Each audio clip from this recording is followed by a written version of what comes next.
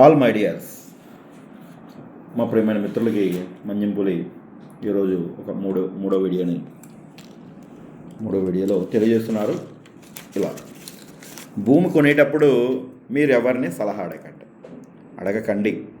అంతే. కొనేటప్పుడు మీరు కొనాలి అని మీలో అనిపించినప్పుడు దాన్ని మరలా వేరే వాళ్ళని సలహా అడగండి. ఎందుకంటే దాని వాల్యూ తెలిసినవాడు కొనమని చెబుతాడు, దాని వాల్యూ తెలియనివాడు కొనకూడదు అని చెప్తాడు.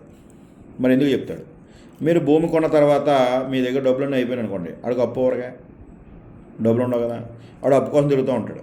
ఈ అప్పు పట్టుకుని పారిపోతాడు, మీకు డబ్బులు ఇవ్వడు వెనక్కి. అంటే మీరు భూమి కొన్నవాడు, బంగారం కొన్నవాడు, ఓకే, మిమ్మల్ని డైవర్ట్ చేస్తాడు సింపుల్గా చెప్పాలంటే. ఎందుకంటే లేదా మీరు భూమి కొన్నారనుకోండి, ఇటు కొనలేడు కదా, మీరు పెరిగిపోయారు అనుకోండి, ఇటు పెరగడు కదా అని స్వార్థంతో కూడా చెప్తాడు.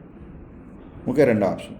ఇలాగా మిమ్మల్ని ఏదో ఒక డైవర్ట్ చేసి మిమ్మల్ని ఎదగకుండా చేసే వాళ్ళు చాలామంది ఈ లోకంలో ఉన్నారని గుర్తుంచుకోండి క్లియర్గా. ఓకే, సింపుల్ ఒక లాజిక్ చెప్తానండి. నేను 2007లో ఫైనాన్స్ చేసేవాడిని వెంకటగిరిలో. చేస్తూ ఒక 5 సంవత్సరాలు చేసిన తర్వాత 2012 వచ్చే నాటికి నేను మా మిత్రుడు ఒక పొలాన్ని కొందామని వెళ్ళాం.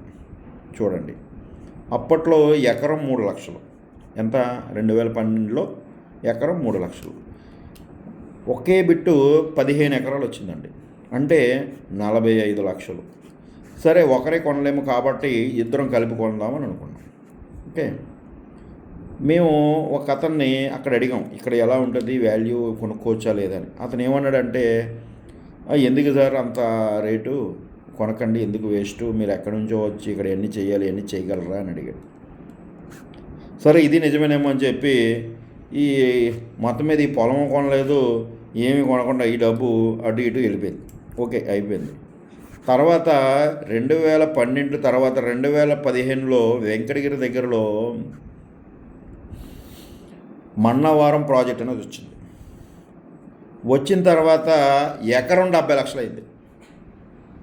చూసారా? మరి అటు సలహా ఇచ్చిన ఆయన తన్నాలా, ఎవరిని తన్నాలి చెప్పండి మీరే. అంటే ఎకరం 2-3 లక్షలు, ఇప్పుడు 3 లక్షలు అనుకోండి, 70 లక్షలు, 67 లక్షలు పెరిగింది. ఈ 67 లక్షలు పెరిగిన అమౌంట్ని ఈతన మాట వినటం వల్ల ఇది నేను కోల్పోవడం జరిగింది. అంటే చూడండి, ఎప్పుడైనా సరే మనం కొనొద్దు అనే వాడి దగ్గరికి మాట కూడా పట్టించుకోకండి దయచేసి. ఎప్పుడూ కూడా ఏమవుతుంది సార్, మీరు ఎందులో పెడుతున్నారు? ప్యాకెట్లో పెడుతున్నారా, లేదా కోడిపందాల్లో పెడుతున్నారా? ఎందులో పెడుతున్నారు? ఎందులోనూ పెట్టట్లేదు. మీరు ఒక భూమి మీద పెడుతున్నారు, ఒక షేర్లో పెడుతున్నారా? కాదు కదా. నికరం ఉన్న భూమిలో, అంటే ఇప్పుడు 3 లక్షలు కొన్నారండి, నేను 30,000 వచ్చేస్తుందా, ఎకరం 30,000 వచ్చేస్తుందా అనేది కదా. అంటే ఇప్పుడున్న నా నాలెడ్జ్ కానీ, నా తెలివితేటలు కానీ ఆ రోజున ఉండుంటే నేను ఎక్కడో ఉంది. ఓకే, దానికి కూడా నేను బాధపడను. ఎందుకంటే మనకి ఆ రోజు ప్రాప్తి లేదు, ఈ రోజు ప్రాప్తి వస్తుందేమో అని ఆశించాలి తప్ప మనం పోయిన దాని గురించి బాధపడుతూ ఎప్పుడు కూర్చోకూడదు. అంటే దీంట్లో మనం నేర్చుకున్నది ఏంటంటే, అనుభవాన్ని నేర్చుకున్నాను డబ్బు కన్నా. ఈ అనుభవం ఎలా ఉందంటే, ఒకటి సలహా తీసుకుని ఆడు ఎప్పుడైతే భూమిని కొనొద్దు అనే సలహా ఇచ్చాడో వాడే పనికిమాలుడని నేను అర్థం చేసుకున్నాను. ఇప్పుడు అర్థమైందా? ఒక పనికిమాలినవాడు ఎవడు సలహా ఇస్తాడంటే, భూమి కొనొద్దు అన్నవాడు పనికిమాలినవాడు అని క్లియర్గా మనకు అర్థం చేసుకోవాలి మనమే. కాబట్టి ఎప్పుడు ఏ రేటు ఉన్నా ఆ రేటు ఎందుకని ఒకడు అంటాడు, అందరమైన ఎందుకంటాడు, ఇది ఎందుకని అంటాడు.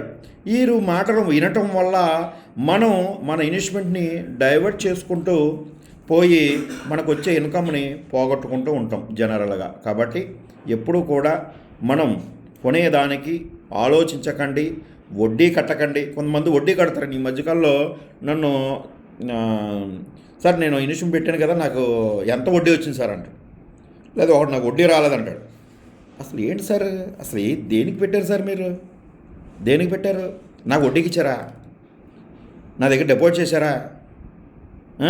ఇది వడ్డీ వ్యాపారమా? కాదు కదా. అంటే మీరు చూడండి, మీరు వడ్డీకే ఇచ్చారనుకోండి, నాకు కాదు వేరేవాడికి ఇచ్చారు, ఆడు ఊరు వదిలే పారిపోయాడండి, ఏం చేయగలరు సార్? మొన్న కూడా సెటిల్మెంట్కి వెళ్ళాను, అటు సిటీ పట్ల నన్ను ఇందాక, ఆడు 40 లక్షలు ఇవ్వాలి మా ఊడికి, వెళ్ళిపోయాడు. మనిషి ఉన్నాడు కానీ ఆ డబ్బు వెళ్ళిపోయింది. అంటే ఏమైంది? నువ్వేం చేయగలగలవు? ఏ కోర్టు ఏం చేయగలిగింది? ఏది ఎవడు ఏమీ చేయలేడు. అది గుర్తుపెట్టుకో. ఎందుకంటే నీ టైం వృధా, నీ డబ్బు వృధా, నీ మెంటల్ టెన్షన్ వృధా. ఆ మెంటల్ టెన్షన్ నీకు బీపీ రావచ్చు, షుగర్ రావచ్చు, హార్ట్ అటాక్ రావచ్చు, మనిషే లేకుండా పోవచ్చు. ఇవన్నీ అవసరమా మనకి? ఈ వడ్డీ అవసరమా? ఈ ఆరోగ్యం మనకు అవసరం. ఓకే, అవసరం. మనకు వడ్డీ రాకపోయినా పర్లేదు, మనం ఆనందంగా ఉన్నాము, మనం ఆరోగ్యంగా ఉండాలి, మన ఆనందమే మనల్ని బతికిస్తుంది అంటే అర్థం నువ్వెవడికి ఏమీ ఇవ్వకు, ఎందులోనూ పెట్టకు. భూమి మీద పెట్టు, నీ డబ్బు నికరంగా అవుతుంది. కొంత బంగారమే పెట్టు, నికరంగా ఉంటుంది. అంతేగాని నా వడ్డీ లెక్కేసి, ఈ వడ్డీ లెక్కేసి, ఒక ప్రాపర్టీ కొనేటప్పుడు మన వడ్డీ ఎందుకు లెక్కేయాలి అసలు? ఇది ఓకే, వడ్డీ లెక్కేద్దామండి. ఒక 20 సంవత్సరాల కిందట భూమి ఉన్న వాల్యూ ఎంత?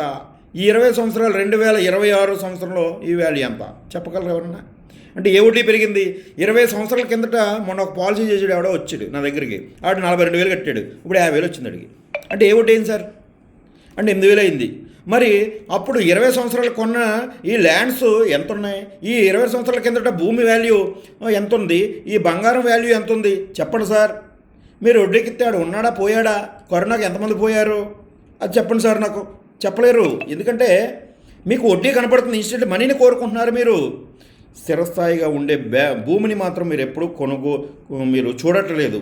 దయచేసి అందరూ కూడా గమనించండి. మీరు భూమి కొనేటప్పుడు కొనేయండి, పక్కన వదిలేయండి. కొనేయండి, వదిలేయండి. రెండే 2 పాయింట్లు అంతే. ఎవడు చెప్పాడు? మా తాత చెప్పాడు, లేకపోతే మా ఫ్రెండ్ చెప్పాడు, కొనొద్దన్నాడు, అందూరం అన్నాడు, ఇవన్నీ చెప్తాడు. రేపు ఉదయం పెరిగిన తర్వాత అడుగుతాడా? చెప్పండి. అలా కాయంతో రాసిస్తారేమో చెప్పండి. నేను హామీ. ఆడు కాయంతో రాసిస్తానంటే ఆడు కాయంతో రాస్తానని చెప్పి ఆడి దగ్గర రికార్డు నేను చేసేస్తాను, కోర్టుకి వేసేస్తానండి. ఓకే, అలా ఎవడో చెప్పడు, నాకెందుకు అంటాడు మళ్ళీ. మరి అది కాబట్టి ఎవరు కూడా చెప్పుడు మాటలు వినకుండా మీరు భూమిని బ్రహ్మాండంగా కొనుగోలు చేయండి. మంజంపులు చెప్పినట్టు మీకు క్లియర్గా 2030 తర్వాత భూమి విపరీతంగా పెరుగుతుంది. ఇది రాసి పెట్టుకోండి. మీకు అంతకుమించి నేను క్లియర్గా చెప్పలేను. 2030 తర్వాత మాత్రమే మీకు భూమి అందుకుంటుంది. 2030 దాకా బంగారం బగబగలు, 2031 నుంచి భూమి బగబగలు. గుర్తుపెట్టుకోండి. ఎందుకంటే బంగారం ఎందుకు ఆగిపోతుందంటే అది కూడా చెప్తాను. భూమి బంగారం రేటు పెరిగిపోతుంది, అక్కడి నుంచి దొంగల భయం ఫుల్గా ఉంటుంది. ఆల్రెడీ మొన్న వేరే కంట్రీలో చూశాను, ఒకే షాపులో పట్టపగటాల 30 మంది బంగారు షాపులోకి వెళ్ళే మొత్తం దోపిడీ చేయడం జరిగింది.